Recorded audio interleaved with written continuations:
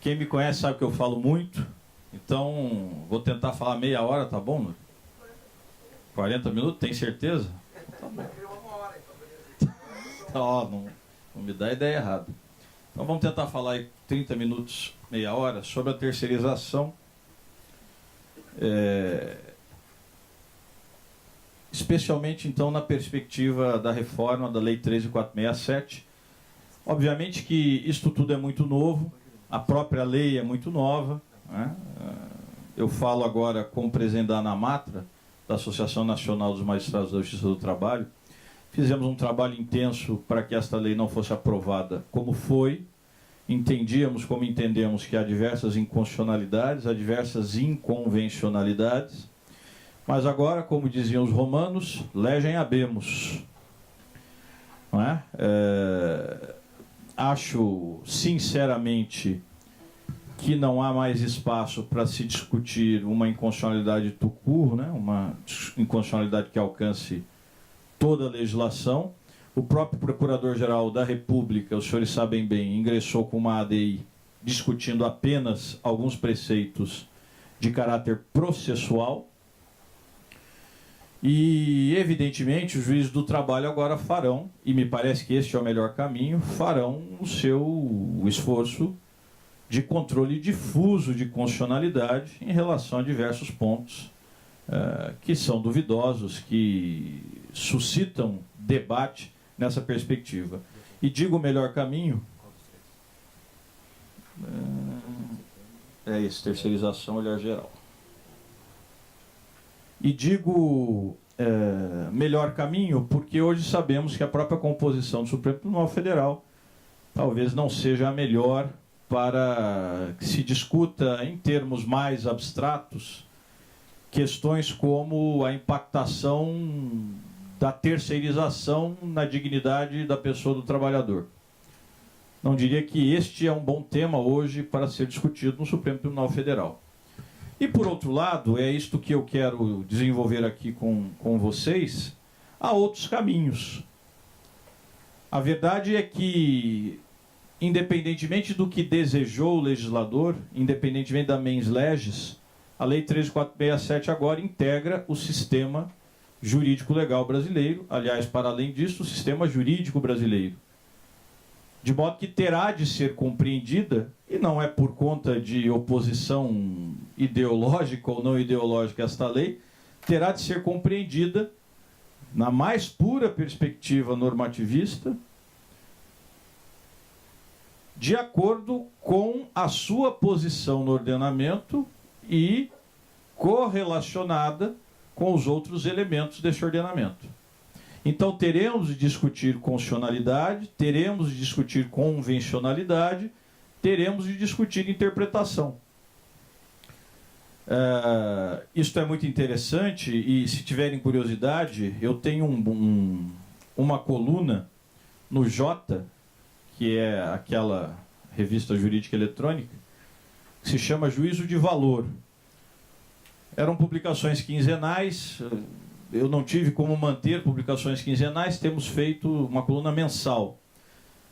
A última coluna, que foi da semana passada, eu redigi juntamente com o ex-presidente da ANAMATRA, o meu antecessor, o juiz Germano Siqueira.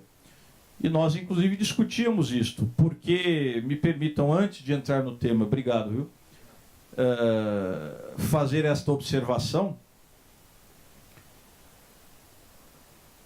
Hoje, os próprios juízes do trabalho se veem entremeados por um certo ambiente de chantagem, que eu já ouvi algumas vezes como presidente da ANAMATRA, com observações do seguinte naipe: cuidado com o que farão com a reforma trabalhista, porque este pode ser o sinal da extinção da justiça do trabalho. Isto é nada mais, nada menos que uma chantagem institucional, e eu cheguei a ouvir isto de dentro da Justiça do Trabalho. Os senhores vão se lembrar que em 2016 a Justiça do Trabalho sofreu um corte orçamentário que no custeio foi de aproximadamente 30% e no investimento de 90%. E à altura o relator, que é o atual, era o então deputado relator-geral do orçamento, o atual ministro da Saúde, Ricardo Barros, deste estado, ele disse no seu voto que, entre outras razões, o corte deveria ser feito para que os juízes do trabalho refletissem melhor sobre a maneira como julgavam as questões envolvendo o segmento patronal. Chantagem institucional.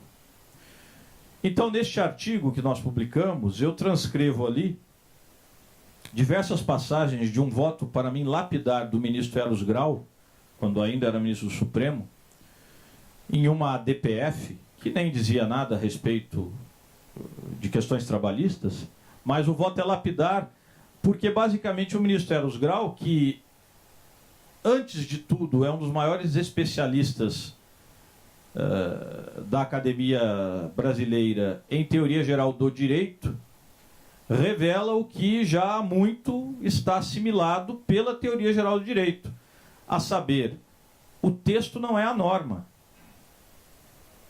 A lei que dá o texto é a fonte formal do direito, mas o direito se extrai da fonte. A norma se extrai do texto. A partir de um processo intelectivo, que os alemães já sabem bem, não pode ser sequer destacado, que é a interpretação / aplicação da lei. Se os senhores fizerem uma leitura, inclusive dos autores portugueses, que são muito influenciados pelos alemães, vão perceber que eles recorrentemente dizem isso, interpretação / aplicação, porque é o mesmo processo intelectivo, não são destacáveis, senão para efeitos didáticos.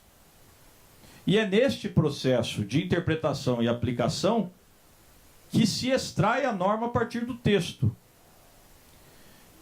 Então não há nada de ilegítimo, e nem é um ato revolucionário, interpretar o texto e, eventualmente, e neste caso, digo a vocês, uma perspectiva puramente normativista, muito frequentemente, chegar a conclusões diversas daquelas que provavelmente compunham a vontade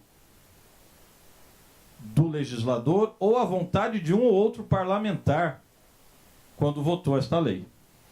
Obrigado.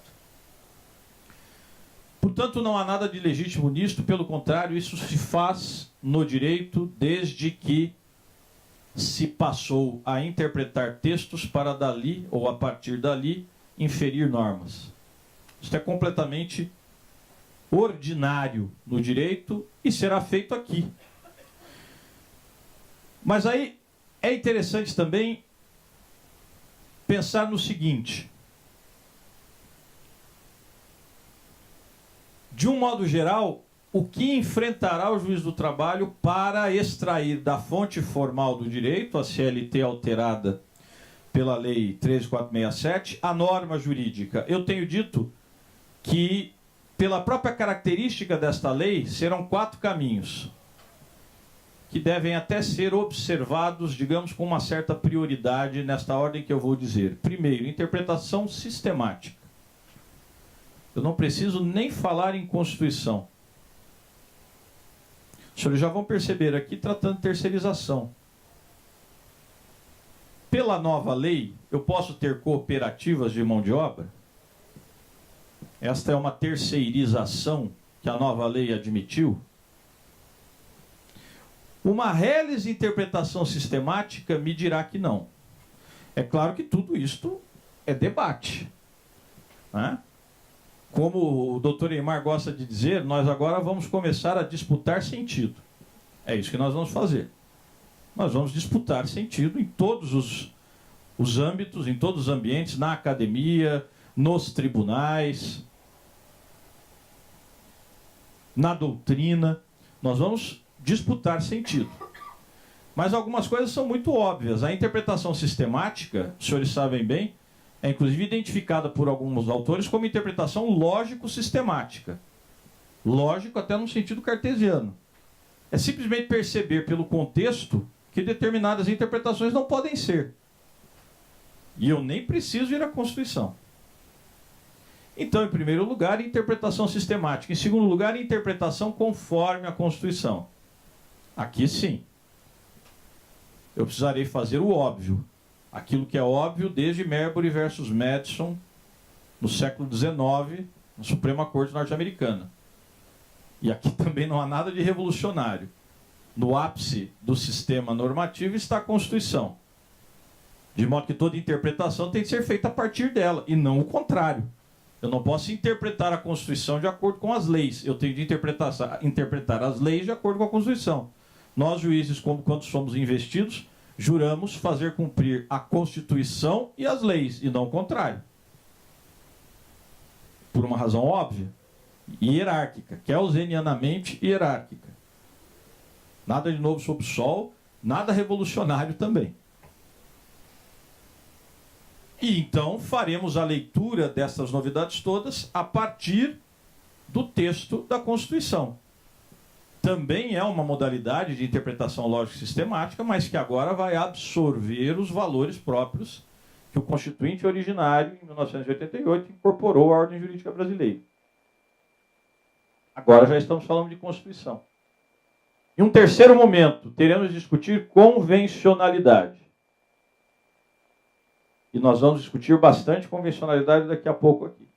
Ou seja, em que ponto estas novidades interferem com aquelas normas internacionais, normas de direito internacional público, e o Brasil incorporou, especialmente quando ratifica tratados e convenções internacionais. E, notadamente, no caso das convenções da Organização Internacional do Trabalho. Há aqui uma disputa que é relativamente conhecida sobre como estas normas são incorporadas. Com que hierarquia? E prevaleceu no Supremo Tribunal Federal até a década de 90 que as normas internacionais que eram incorporadas pelo Brasil a partir da ratificação de um tratado ou convenção internacional, isto a partir do procedimento constitucional, o Supremo Tribunal Federal foi muito criterioso nisto, inclusive em um tema trabalhista, que era a Convenção 158 da OIT, entendeu-se que, obviamente, não basta ser signatário do tratado internacional. Ele primeiro tem que ser aprovado pelas duas casas do Congresso Nacional, por intermédio de um instrumento que se chama decreto legislativo. E não basta isto. Ali o parlamento deu a sua palavra, mas é preciso que ele seja publicado pelo presidente da República a partir de um decreto executivo. E somente a partir de então, esta era a doutrina tradicional do STF, o entendimento tradicional do STF, esta norma é incorporada com o status de lei ordinária. Bom, já é alguma coisa, porque a gente está falando de lei ordinária aqui. Então, tudo que vier depois, lex posteriori revoga prius. Tudo que vier depois, revoga o que estiver aí. Bom, mas as convenções, estas que você vai citar, são anteriores. Pois é, mas aí houve uma novidade, sabem bem disso também, uma inflexão na jurisprudência do Supremo Tribunal Federal, a partir de meados da década passada, que se consolida nesta década. Que é aquela ideia de que tratados e convenções internacionais que dizem sobre direitos humanos são assimilados pelo sistema jurídico brasileiro com supralegalidade. Podem ser assimilados, isto veio dizer a emenda 45, a partir de um procedimento próprio de emenda constitucional. Aí tem foros de constitucionalidade. Tem o mesmo status das normas constitucionais. É o que os argentinos, os espanhóis, enfim, os hispano-americanos todos chamam de bloco de constitucionalidade. Eu tenho a Constituição e, além dela, eu tenho blocos de constitucionalidade. São outros textos, outras fontes formais, que, porém, materialmente detêm constitucionalidade. E, no nosso caso, inclusive, formalmente. Porque agora o parágrafo 3º do artigo 5º diz textualmente isso. Se for votado tal qual emenda constitucional, com aquele quórum qualificado, 2 votações em cada uma das casas do Congresso Nacional, aquela convenção internacional que diz respeito a direitos humanos é incorporada como se fosse texto constitucional. Acabou, está acima de qualquer lei. Mas o fato é que no Brasil isso foi feito ainda muito restritivamente.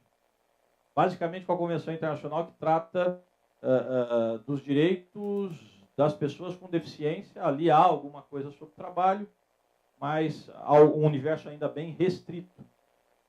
Bom, e o que veio antes, que não foi aprovado com este quórum específico? Aí é que está.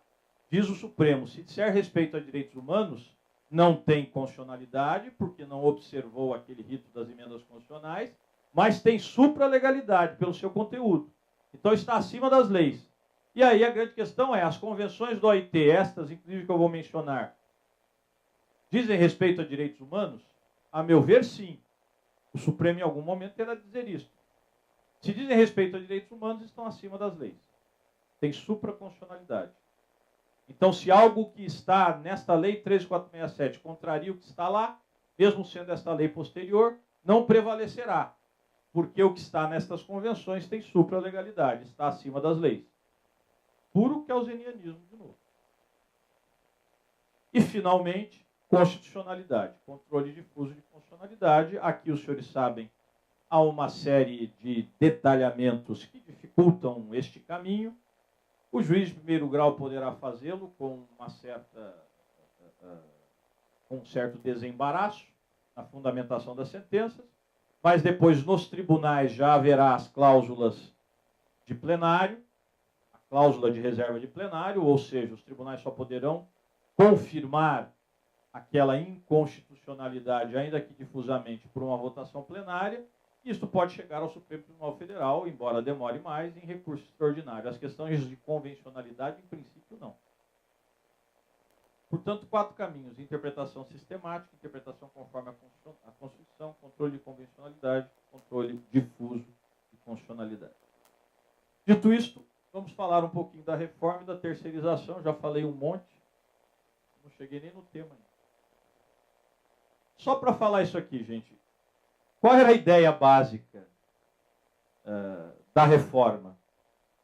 Que o Brasil vivia uma crise, 14 milhões de desempregados, depois chegamos a quase 16, e tudo isto indicava que era preciso rever esta nossa legislação tão protetiva, tão paternalista, porque isso estava matando a livre iniciativa no Brasil. O que a gente ouvia lá era basicamente isso. E foi o que se ouviu no México, foi o que se ouviu em Portugal, foi o que se ouviu na Espanha, foi o que se ouviu na Grécia, foi o que se ouviu na França. Agora os trabalhadores estão lá se mobilizando para evitar a nova reforma trabalhista do Macron. Foi o que se ouviu na Alemanha, na época de Gerhard Schröder. Mas aí a gente olha isso aqui, é só para a gente discutir um pouquinho, tá? Isso aqui é um gráfico que vem do Banco Mundial, mas aqui eu extraí da Unicamp, para mostrar que é uma fonte fidedigna. O gráfico basicamente compara, nesta linha azul escuro, a produtividade das empresas, mas a partir de uma perspectiva mundial. A produtividade das empresas que, portanto, sinalizam a sua lucratividade. E, por outro lado, a compensação real da hora trabalhada. Aí os senhores vão ver o seguinte: começa-se a fazer esta análise, e a ideia é evidenciar a mudança desse percentual acumulado a partir de 1948, quando nós ainda tínhamos no mundo a ideia de que políticas keynesianas, de Estado intervindo na economia, eram interessantes. Vejam que até 1978, mais ou menos as duas linhas caminham juntas. 1978, tivemos aqui no início da década de 70 a primeira crise do petróleo. Estamos caminhando para o que se convencionou chamar de neoliberalismo. Teremos no final dos anos 70 para o início dos anos 80 o thatcherismo. Margaret Thatcher, na Inglaterra, propondo o Estado mínimo, ou repropondo o Estado mínimo. Da mesma maneira, nos Estados Unidos, Ronald Reagan, na mesma toada, caminhando para o que se convencionou também chamar de consenso de Washington, que vai efetivamente se instalar no mundo, então, a partir da década de 80, espalhando-se para todos os 4 pontos cardeais. Vejam o que começa a acontecer. A produtividade segue mais ou menos, né? Vejam que é quase uma reta, segue mais ou menos o seu sentido. E chega partindo de 0%, como eu disse, isso aqui é um percentual acumulado, então em algum momento eu digo, parto daqui, considero a partir daqui. Chega a 254,3% em 2011. A produtividade da empresa no mundo, portanto, cresceu. O que demonstra que isso não tem muito a ver com legislação. Os senhores não vão ver momentos de queda. Ela quase que, com a regularidade de uma reta, cresceu. Agora, a compensação da hora trabalhada para o trabalhador, ela teve até, olha, um picozinho aqui, inclusive acima da produtividade da empresa, na altura de 1958. Depois, a partir do final da década de 70, ela começa a cair. E ela se estabiliza bem abaixo. Ela cresceu, mas cresceu bem menos, 113,1%. Se os senhores quiserem fazer uma leitura marxista disso, se os senhores quiserem identificar, a partir da compreensão de que a única coisa que gera valor é o trabalho, se os senhores quiserem identificar nesta compensação real da hora trabalhada o que se devolve da riqueza criada pelo trabalho, e se os senhores quiserem correlacionar a produtividade com a lucratividade, ou seja, o que desta riqueza a empresa incorpora, os senhores podem achurar este intervalo aqui, fazer um cálculo de área, e vão achar aqui a expressão matemática da mais-valia a partir de 1978. Então a gente fica pensando se realmente aqueles pressupostos todos são verdadeiros. Parece que isso diz muito mais com o ambiente econômico, agora pensando nos cenários nacionais, e muito menos com legislação. Tanto é, e aí paro por aqui para falar de terceirização, tanto é que o Brasil chegou quase ao pleno emprego, se não me engano, no final do segundo governo da Dilma Rousseff. Não estou nem dizendo que isso é mérito dela. Aliás, fez um monte de bobagem na economia. Mas, por mérito ou não, o fato é que se chegou a quase 6% da taxa de desemprego. O que economistas americanos disseram, vocês estão quase no pleno emprego. O pleno emprego é aquela situação em que você tem uma taxa ali de desemprego, mas é simplesmente trabalhador circulando, saindo de um emprego e indo para outro. A população economicamente ativa está empregada, está virtualmente toda ela empregada. Chegamos quase a este ponto. Hoje estamos aí, aparentemente descendo já, mas chegamos a quase 16 milhões de desempregados. Naquele momento, quase pleno emprego. E a legislação era rigorosamente a mesma. Era rigorosamente a mesma. Ah, mas é o efeito da legislação. Mas essa legislação é rigorosamente a mesma há décadas. Nós tivemos algumas mudanças muito acentuadas da CLT na década de 70, mas mesmo assim, não parece ser isto que provoque os problemas de competitividade da empresa. Dito isto, eu rapidamente digo a vocês que a ideia fundamental disto, que seria uma mini-reforma e se tornou uma macro-reforma trabalhista, era a de fazer prevalecer o negociado sobre o legislado. Originalmente, no projeto que foi enviado pelo governo, era basicamente isso, que as comissões de fábrica, chega às mãos do deputado Rogério Marinho e se transforma em, enfim, uma hidra de Lerna, né? Com cabeças e mais cabeças para as mais incríveis direções, coisas que nem foram cogitadas pelo próprio governo federal. E aí, outra coisa interessante de dizer, mas houve amplo debate, muitas audiências públicas. Verdade, eu mesmo participei de muitas audiências públicas. Mas aí a gente vê a natureza, ou a qualidade, ou a função desse debate. Primeiro, lá na Câmara, o que nós debatemos em várias audiências públicas foi o projeto que o governo mandou, que mexia em 7 artigos.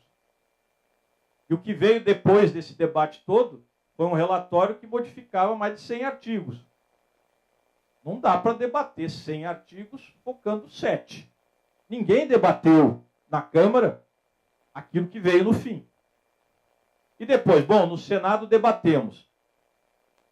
Acho curioso um debate que se faça e tenha, então, esta função, né, de aprimorar a lei, quando se vê que o texto entregue pelo Rogério Marinho no seu relatório na Câmara foi aprovado depois no Senado Federal e assim sancionado, sem uma vírgula sequer ser mexida.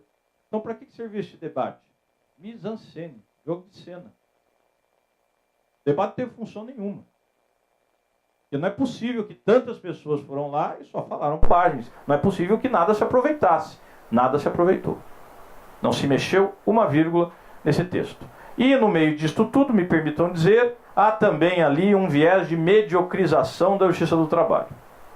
E eu tenho dito isto muito claramente aos colegas. Para um direito menor, uma justiça menor. Para um direito irrelevante, uma justiça irrelevante.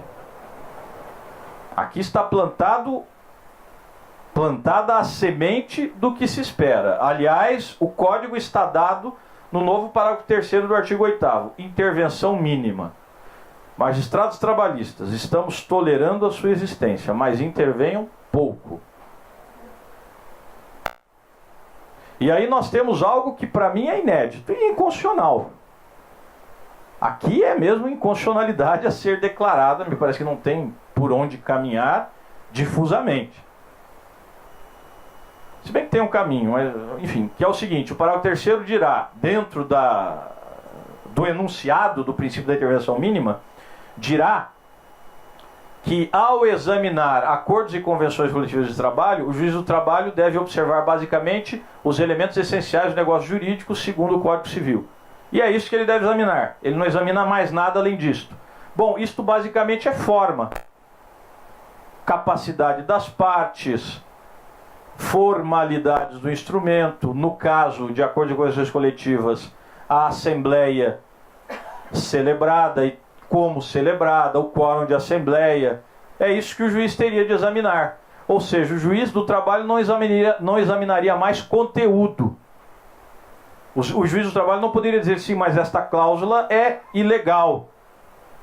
Afronta um preceito de lei de ordem pública estrita. E, portanto, não poderia ser objeto de negociação coletiva.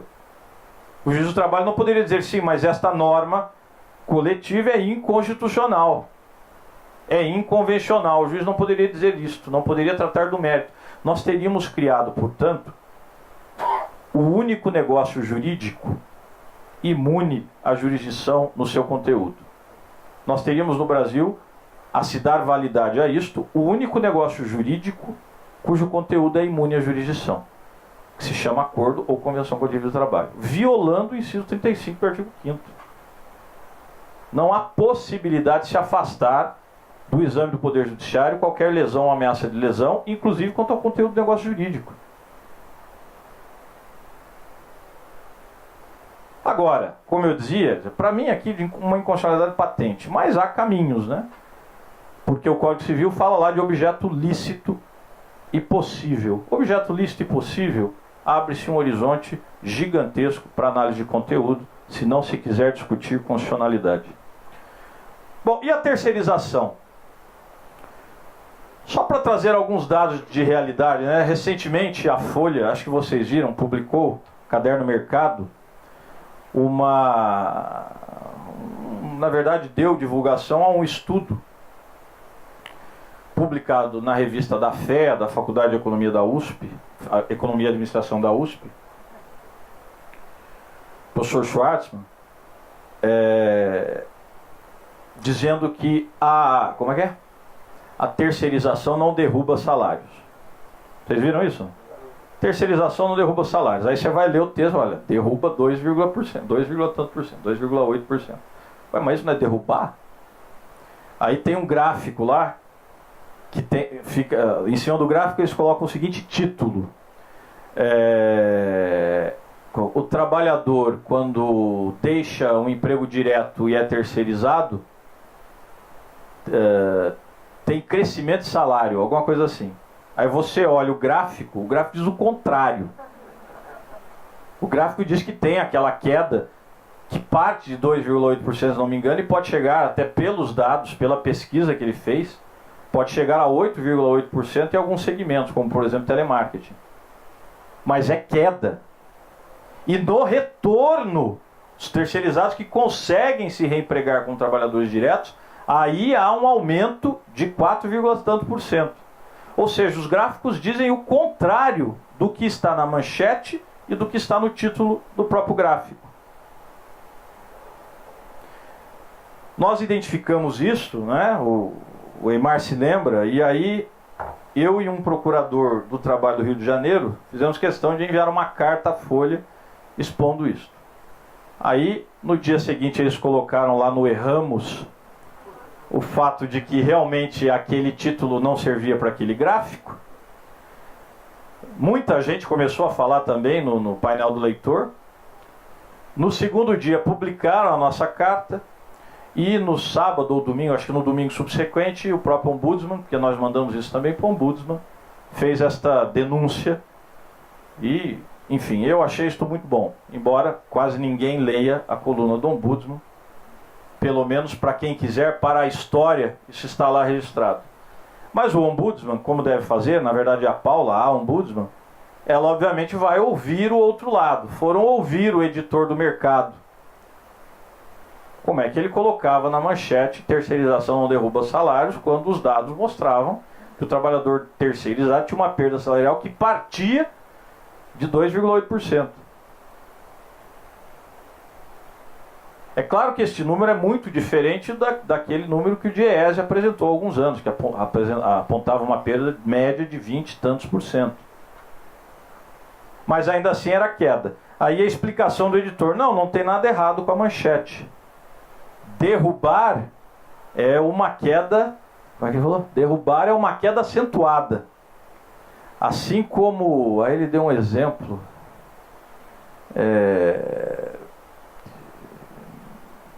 Utilizou uma expressão lá, dizendo: isto é um crescimento acentuado. Derrubar e... não me lembro. E decolar. Derrubar é uma queda acentuada. Decolar é uma subida acentuada. Como a queda não é acentuada, dá para usar derrubar. Bom, né? É isso. Não é? O dia que os senhores tiverem que subir 2 degraus para chegar a algum lugar, os senhores tecnicamente estão derrubando. Porque não é algo acentuado, né? Então, uma explicação absolutamente fora de propósito, e a meu ver, a própria pesquisa, pela metodologia que utiliza, mas isso é uma outra história, merece crítica. Os dados do DIEESE que eu citei são esses aqui. Setores contratantes pagam em média aos seus empregados R$ 1.824,20. Esta pesquisa foi feita, obviamente, nesta época. Enquanto que os setores terceirizados remuneram seus trabalhadores com um montante de até R$ 1.329,40. A diferença média, portanto, é de 27,1% neste estudo. Mas não é só isto, né? Nós podemos identificar outros aspectos que nem são tocados na pesquisa. A pesquisa só queria demonstrar que terceirização não derruba salários. A meu ver, não demonstrou. Mas depois de 10 anos de pesquisa, eu imagino não poder dizer o que era objeto da pesquisa, frustrou. Então colocaram assim mesmo. Não derruba salários. Derrubar é queda íngreme. Muito bem. Questão da rotatividade. Empregados diretos permanecem em média no emprego por 5,8 anos. Terceirizados permanecem em média por 2,6 anos. Aqui já é o IPEA. A rotatividade é muito maior. A miúde, com a intercalação de períodos de informalidade. Vão para a informalidade, voltam para a terceirização. O terceirizado voltar a ser contratado diretamente é algo relativamente raro do ponto de vista estatístico. Isso é terrível, inclusive para as finanças públicas. Por quê?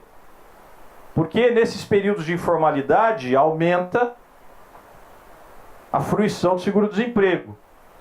E isto também é um dado estatístico, entre os terceirizados, a aposentadoria mais comum, quando chega, está aí a PEC 287, que vai dificultar isso um pouquinho, é por idade e não por tempo de contribuição. Aposentadoria por idade acaba sendo a regra entre os terceirizados, onde há aposentadoria, e não aposentadoria por tempo de contribuição. Ou seja, há perdas do ponto de vista da própria arrecadação, porque não contribuem o tempo que deveriam contribuir. Seguindo ainda, falando um pouco da realidade aqui. Nós temos consolidação de quadros sociológicos de preconceito e discriminação, isto a pesquisa recentemente divulgada absolutamente esquece. Eu sou da Universidade de São Paulo, lá nós temos terceirização, eu vejo isso muito claramente. Né? Qual é o tratamento que se reserva ao empregado direto da USP e ao terceirizado? Né? O terceirizado, há um tempo atrás, não tinha sequer escaninhos próximos dos escaninhos dos servidores, os escaninhos deles ficavam próximos dos banheiros. Né? Você via terceirizados, às vezes, fazendo o seu almoço, a sua refeição, sentado no meio-fio. E aí, aqui, eu até reproduzo um trecho que está neste livro muito bom, Os Limites Constitucionais da Terceirização, da professora Gabriela Delgado e do Helder Amorim. Vejam, a dinâmica da discriminação e preconceito contra trabalhadores terceirizados, faceta da terceirização não indicada nas estatísticas, mas que é bastante dolorida para quem vivencia o seu cotidiano, contribui para a segregação no espaço de trabalho, com a indicação dos terceiros como trabalhadores ou cidadãos de segunda classe, sem ressonância, permeados de ausências e sombras. É o trabalhador invisível, aquele que você não vê, não cumprimenta, aquele que só é percebido quando o serviço que ele presta falha. Aí ele toma uma bronca. Incremento setorial do número de acidentes de trabalho e mortes, isto também não aparece nesse estudo feito pelo professor Hélio. Então, de cada 10 acidentes de trabalho, 8 referem-se a empresas terceirizadas. Nos casos de morte decorrente de trabalho, 4 das 5 ocorrências foram registradas em empresas terceirizadas e 80% dos acidentes de trabalho estão ligados à prestação do trabalho terceirizado, também dados do DIEESE de 2005.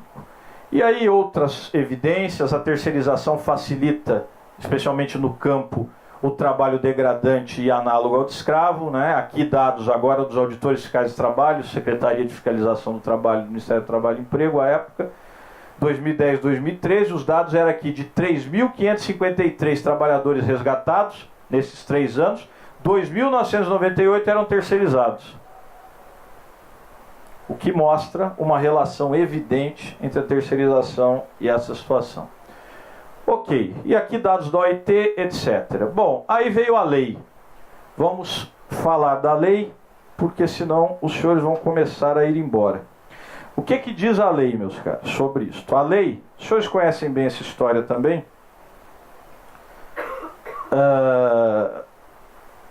Havia uma intenção de efetivamente liberar a terceirização.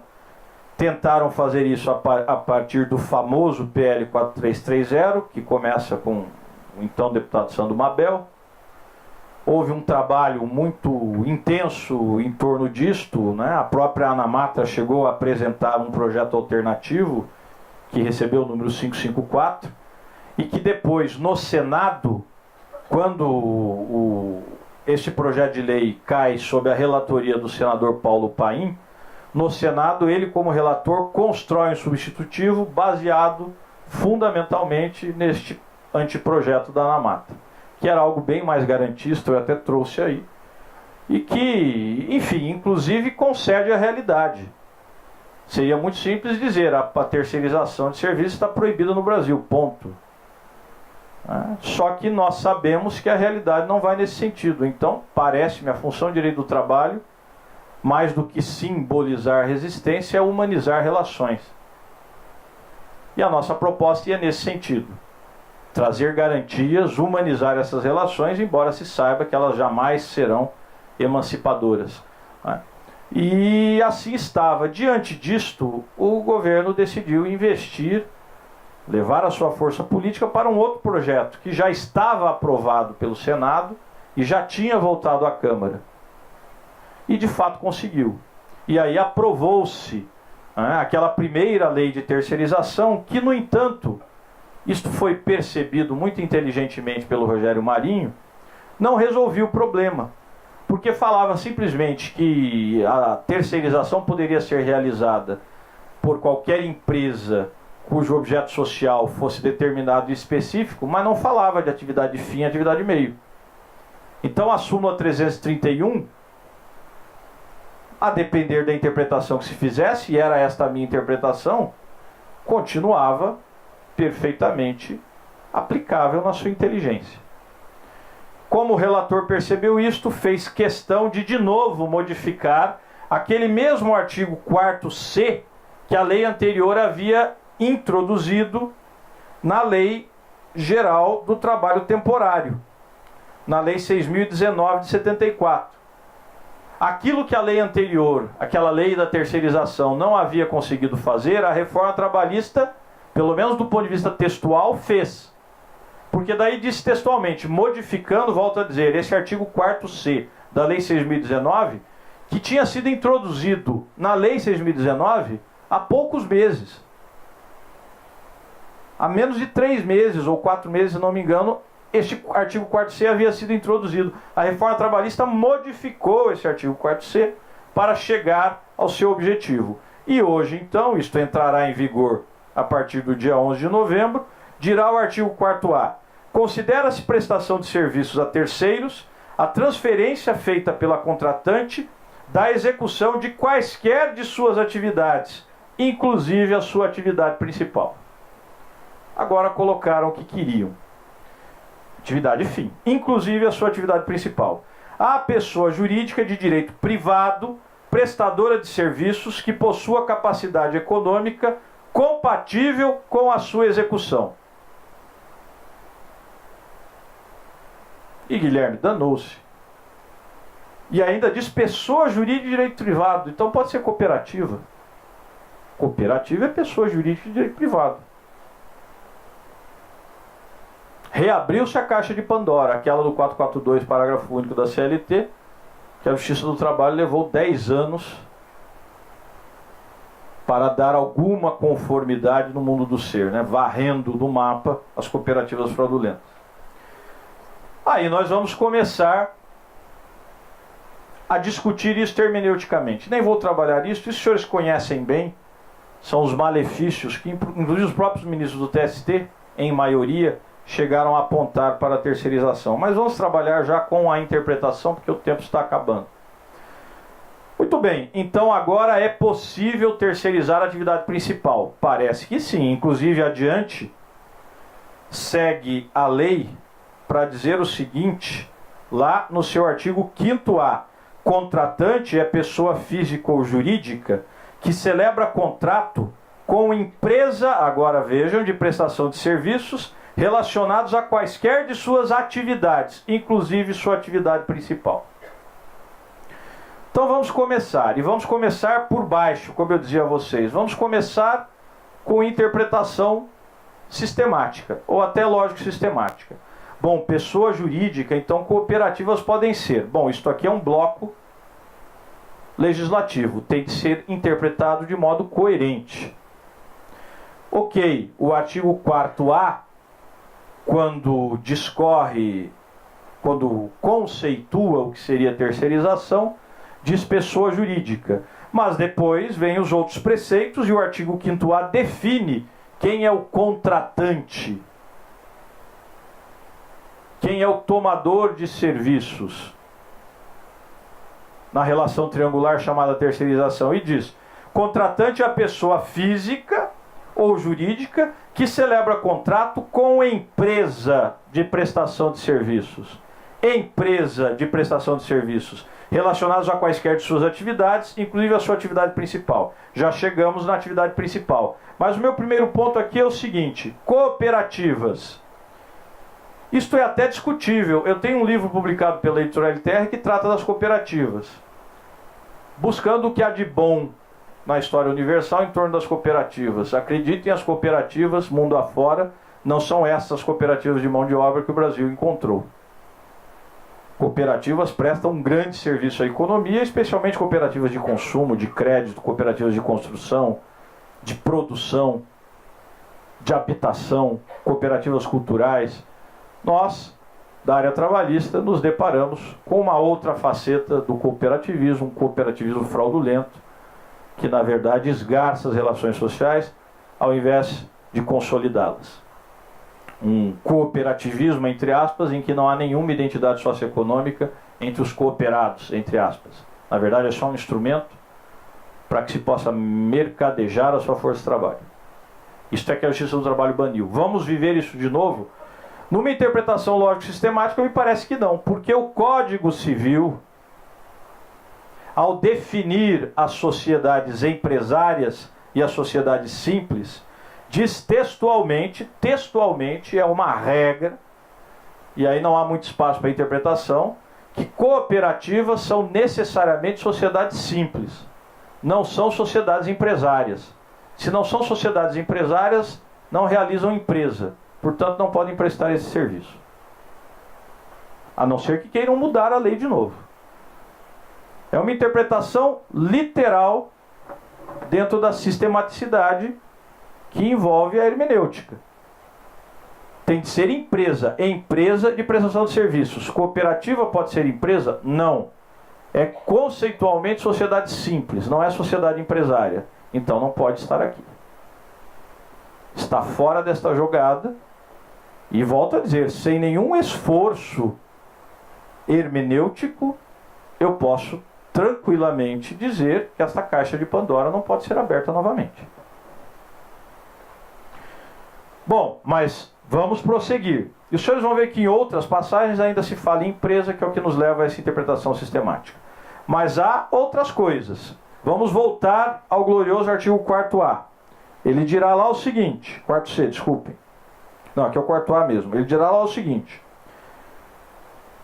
que eu posso ter então esta contratação de uma empresa de prestação de serviços, transferindo para ela quaisquer das minhas atividades, inclusive a minha atividade principal, sendo que esta empresa prestadora, esta pessoa jurídica de direito privado, prestadora, tem de ter capacidade econômica compatível com a execução.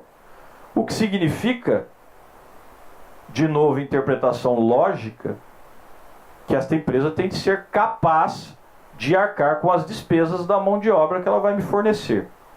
E se ela não for capaz?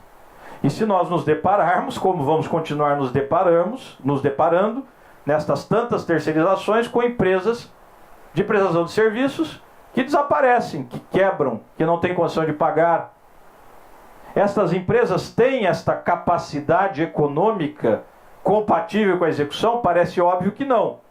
Mas esta capacidade econômica compatível com a execução não era um pressuposto deste contrato? Ou seja, eu não tenho de contratar uma empresa prestadora de serviços capaz, idoneamente apta a executar aquele serviço e, portanto, suportar todos os seus custos? Se eu constato que esta não é, poderei discutir, então, me parece, a partir do próprio conceito que se construiu de terceirização, a legalidade desta terceirização. E se eu constato que houve a contratação de uma empresa prestadora de serviços economicamente inidônea, inapta economicamente à execução do que foi contratado, porque não tem aptidão para pagar verbas rescisórias, para pagar as horas extras, etc., me parece que não se atendeu ao que está no artigo 4A. E se não se atendeu, qual é a consequência? Como eu não tenho mais a dicotomia da súmula 331, parece-me que talvez a consequência seja a própria solidariedade passiva em relação a esses créditos. O que me traz até uma certa automaticidade. não foi capaz de pagar, ou seja, não tinha idoneidade econômica para a execução dos serviços que prometeu. Isto significa que este pressuposto básico do artigo 4º não foi atendido. Então há um veso. Um dos pressupostos do artigo não estava atendido. Qual é a consequência? Me parece, é a responsabilidade solidária de quem contratou e não observou isso. Ah, mas eu tenho que discutir a culpa. Vou discutir a culpa do tomador que contratou. Não, ele não tinha como perceber. Esta empresa prestadora tinha sinais exteriores de riqueza. Dá para discutir isso? Meus caros, quando o locatário não paga os aluguéis, e aí o senhorio ingressa lá com uma ação de cobrança dos aluguéis, e em determinadas circunstâncias até com a própria ação de despejo. O locatário, que é réu, tem como dizer, mas eu não tenho culpa. Eu não tive culpa. Eu queria pagar, mas eu não pude pagar por tal qual eu fui furtado. No dia que eu fui pagar, no dia que eu fui purgar a mora, me furtaram. Isso será considerado pelo juízo cível? Não, porque eu estou falando de responsabilidade contratual. Dolo e culpa diz respeito à responsabilidade aquiliana.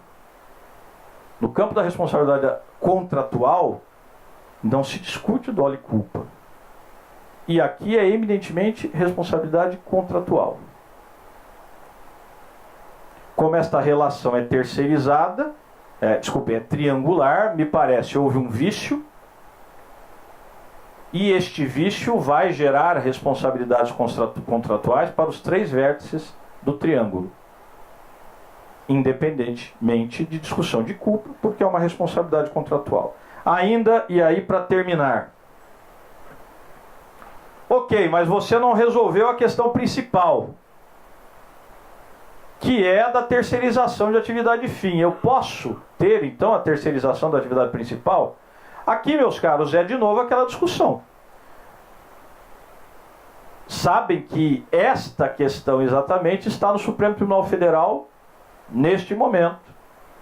E, inclusive, houve um aditamento por parte do Procurador-Geral da República, que entende que eu não posso ter a rigor terceirização de atividade fim, entre outras razões, porque isto viola a própria isonomia.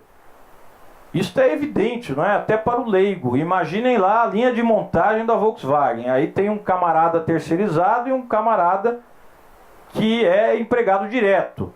Os dois estão executando exatamente a mesma coisa, realizando exatamente a mesma atividade com a mesma jornada.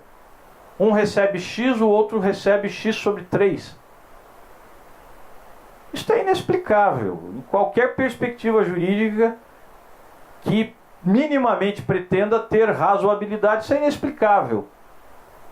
Se realizam a mesma coisa para o mesmo tomador, geram no mesmo espaço de tempo a mesma riqueza, por que ganham de modo diverso? Simplesmente porque há um atravessador? Isso é injustificável. Então essa é uma discussão constitucional, e essa já está lá. Para o bem ou para o mal, já está no Supremo Tribunal Federal. Vamos ver o que se dirá. Pode ser que de fato o Supremo diga, não, isto é livre iniciativa, que é a tese básica, inclusive está em um artigo do ministro Barroso, antes mesmo dele se tornar ministro, em que ele discutia a constitucionalidade da súmula 331, quando fazia aquela distinção entre atividade fim e atividade meio. Portanto, ali não é, digamos, o melhor terreno para esta semente florescer. Mas o fato é que o Supremo tem 11 ministros e será discutido. Poderá ser que o Supremo diga, de fato, nestes termos, pura e simplesmente, eu não posso ter terceirização de atividade fim que implique em violação à isonomia constitucional. E aí nós temos um argumento relevante até para desconstruir isso que está aqui. Mas ele poderá dizer outra coisa, que é o que está na base da repercussão geral, que é a interferência indevida, neste caso da jurisprudência, da livre iniciativa. Qual é a lei que me proíbe de fornecer mão de obra para a atividade principal? E é o que veio dizer a Lei 13.467. Mas aí eu tenho outros caminhos. tem os próprios caminhos da convencionalidade, como eu dizia a vocês, né? Então, só para fazer algumas menções. Convenção OIT 155, artigo 17, o Brasil é signatário. Sempre que duas ou mais empresas desenvolvam simultaneamente atividade no mesmo lugar de trabalho, terão de colaborar na aplicação das medidas preventivas do presente convênio. Os senhores vão olhar o artigo 4b da Lei 13467, fala basicamente que o trabalhador terceirizado, se realizar as suas atividades no ambiente da empresa tomadora, terá acesso aos mesmos serviços médicos. E mesmo assim estabelece depois que, a depender do percentual, se equivaler a 20% ou mais do pessoal da tomadora, pode ser até um local apartado para não prejudicar as atividades ordinárias na tomadora. Ok, só que a Convenção de 155 vai muito além disto. Colaborar na aplicação de todas as medidas preventivas deste convênio. O que significa que, se a tomadora não colaborar, é responsável, inclusive civilmente. Isso não está assim dito na lei, mas está dito em uma convenção que, a meu ver, trata de direitos humanos. Convenção OIT 167, específica para a construção civil. Quando dois ou mais empregadores estiverem realizando atividades simultaneamente na mesma obra, a coordenação das medidas prescritas em matéria de segurança e saúde e a responsabilidade de zelar pelo cumprimento efetivo de tais medidas recairão sobre o empreiteiro ou sobre outra pessoa ou organismo que estiver exercendo o controle efetivo ou tiver a principal responsabilidade pelo conjunto da atividade da obra. O vetor é econômico. Esta obra interessa a quem? Quem subordina efetivamente? Quem dá as ordens? Sabem bem os senhores. Inclusive, se eu transportar isto para outros contextos, me parece que eu posso fazer isto, que geralmente não será a empresa prestadora de serviços, aquela que por seus prepostos coordenará ou subordinará ou supervisionará sequer as atividades. Então, aqui também, no campo específico de saúde e segurança do trabalho, eu tenho um caminho convencional para a responsabilidade da empresa. E digo isto, e faço este enfoque sobretudo, porque viram a terceirização, estatisticamente, aumenta a probabilidade de acidente. Temos de dar uma resposta a isto. Convenção 94, cláusulas de trabalho em contratos com órgãos públicos. Terceirização no segmento público. Os contratos aos quais se aplica a presente convenção conterão cláusulas garantindo aos trabalhadores interessados salários, inclusive os abonos, um horário de trabalho e outras condições de trabalho que não sejam menos favoráveis do que as condições estabelecidas para um trabalho da mesma natureza na profissão ou indústria interessada da mesma região, seja por meio de convenção coletiva, seja por meio de sentença arbitral, seja por meio da legislação nacional. Se a legislação nacional não atende a esta previsão, porque o Brasil assumiu este compromisso, há de haver responsabilidades e há de haver consequências do ponto de vista hermenêutico, inclusive a substituição da legislação nacional pela norma internacional do trabalho.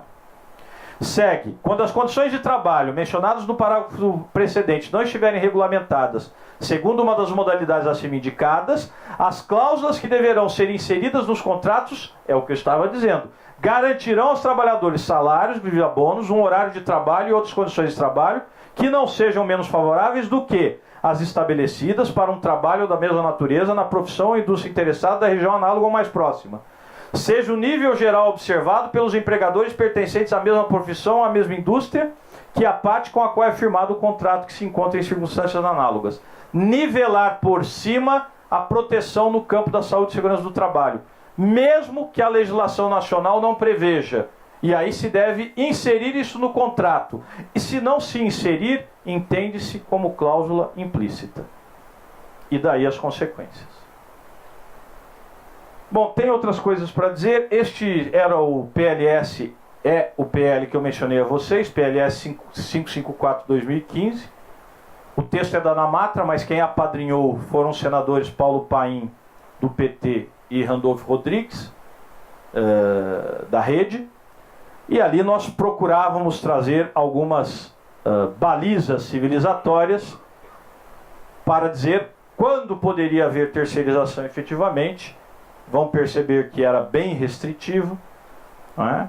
Atividades permanentemente necessárias para o funcionamento da empresa, por exemplo, não admitiriam terceirização, mas isso tudo de lege ferenda.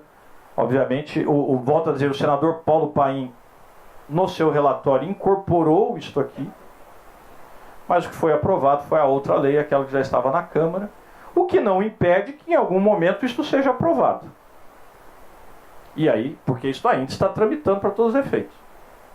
E aí revoga-se a previsão anterior. E por fim, agora juro para vocês que vocês já estão dormindo, para encerrar mesmo. Olha lá, isso aqui é a prova que eu estou terminando. Não tem mais o que dizer. Até tem, mas para fechar. Você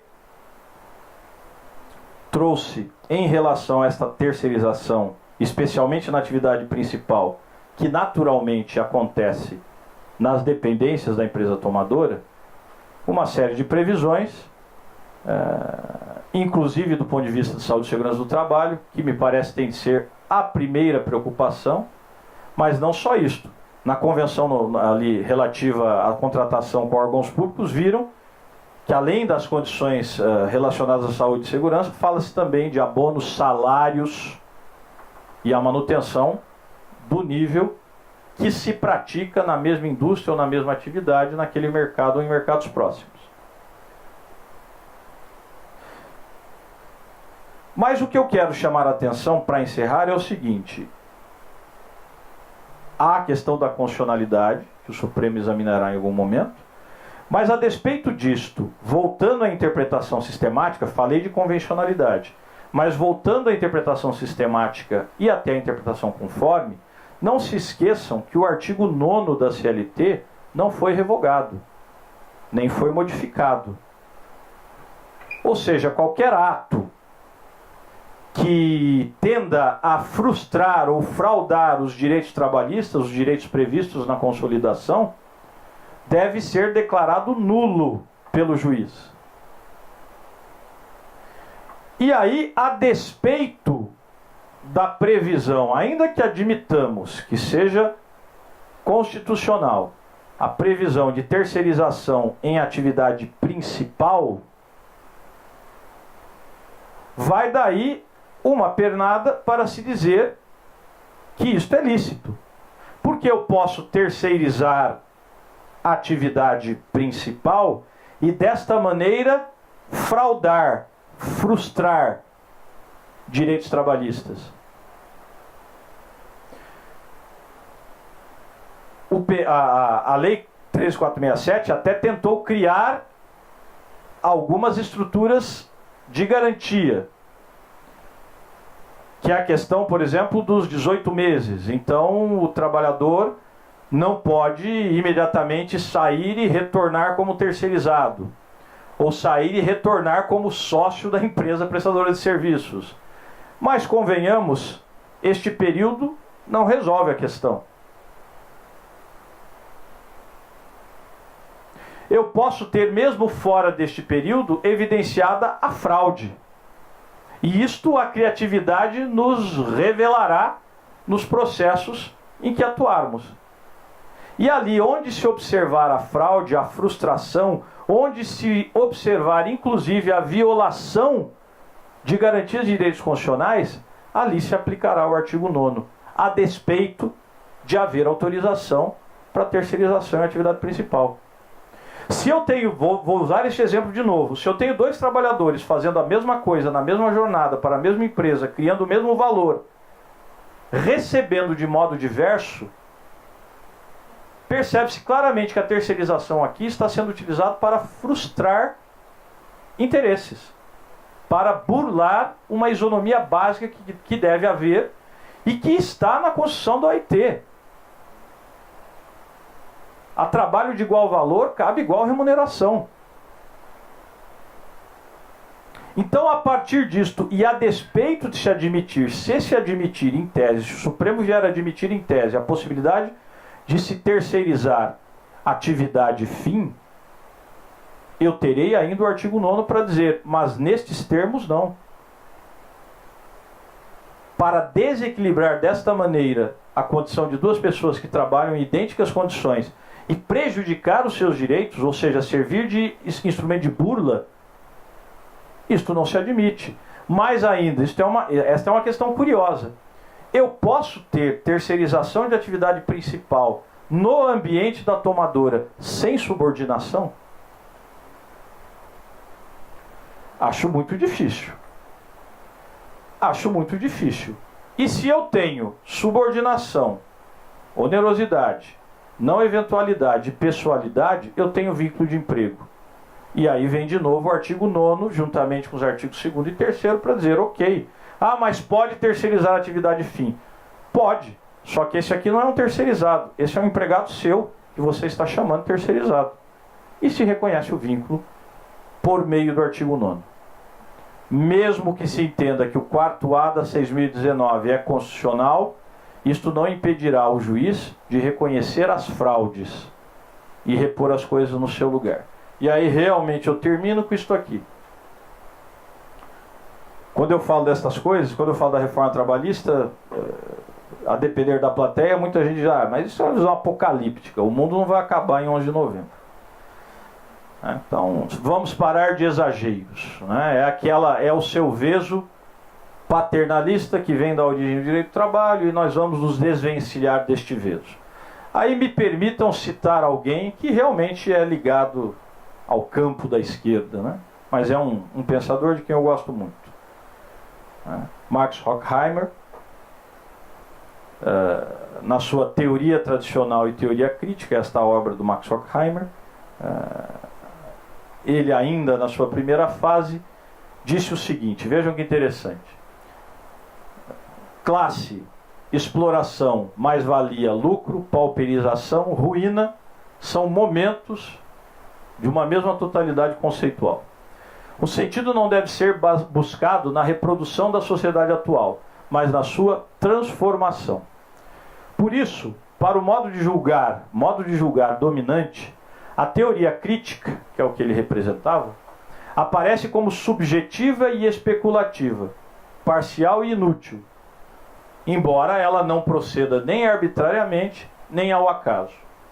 Como ela contraria o modo de pensar existente que permite a continuidade do passado, favorecendo os interesses da ordem ultrapassada, e se opõe aos garantes de um mundo partidário, a teoria crítica aparenta ser partidária e injusta. Resumindo esta ópera, o mundo é partidário. Esta lei tomou partido. E tomou partido, inclusive, com vesos claros de inconstitucionalidade e inconvencionalidade. Evidentemente, quem não quer ver assim, dirá que partidária é a visão crítica. Mas tudo é questão de referência. E, independentemente de ideologias, a nossa referência como juristas tem de ser a Constituição da República. Muito obrigado, gente.